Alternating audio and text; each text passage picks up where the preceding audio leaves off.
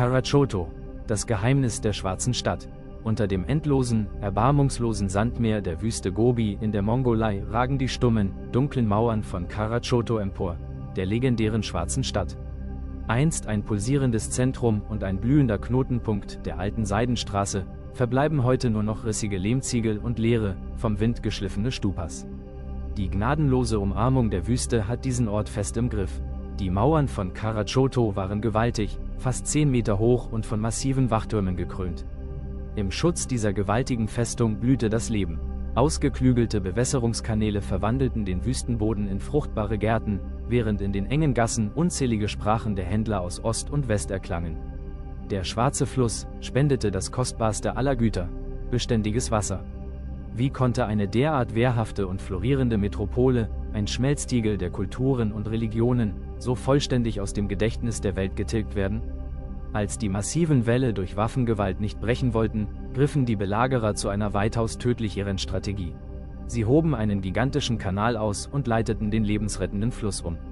Ohne Wasser verdurstete die mächtige Stadt buchstäblich in der flirrenden Hitze. Doch wohin verschwand der unermessliche Reichtum der herrschenden Elite? Alte, am Lagerfeuer der Nomaden geflüsterte Legenden berichten von einem letzten, verzweifelten Befehlshaber, dem schwarzen General. Als der Durst unerträglich wurde und der Untergang unausweichlich schien, soll er einen gigantischen Schatz, angeblich über 80 Karrenladungen voller Gold, Silber und kostbaren Edelsteinen, tief in einem trockenen Brunnen vergraben haben. Wurde dieses unermessliche Gold jemals geborgen, oder wacht der heiße Wüstensand noch immer über jenes unentdeckte Geheimnis tief im dunklen Schlund der Erde? Zehntausende Tonnen Sand wandern jährlich wie ein langsamer, lautloser Ozean um die Ruinen. Wanderdünen verschlucken unaufhaltsam die letzten physischen Überreste dieser Zivilisation. In dieser absoluten Ödnis verdunstet jegliche Feuchtigkeit meist augenblicklich.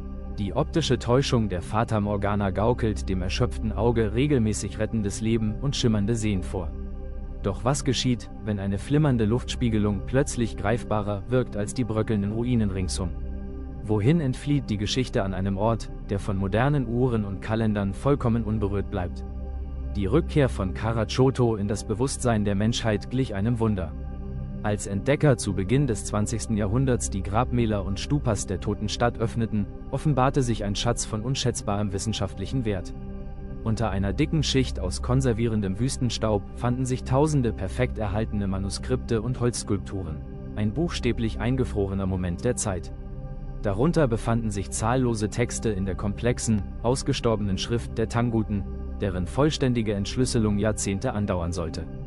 Warum blieben ausgerechnet diese zerbrechlichen Seiten aus Papier und Seide in der absoluten Trockenheit vollkommen unversehrt, während eine ganze von Menschenhand erschaffene Zivilisation unwiderruflich zu Staub zerfiel? War es ein letztes Geschenk der Erbauer, ein stummer Schrei nach Unsterblichkeit? Noch heute liegt ein unsichtbarer Schleier über den Ruinen und Kara-Chota bleibt ein unnahbares Königreich der Rätsel.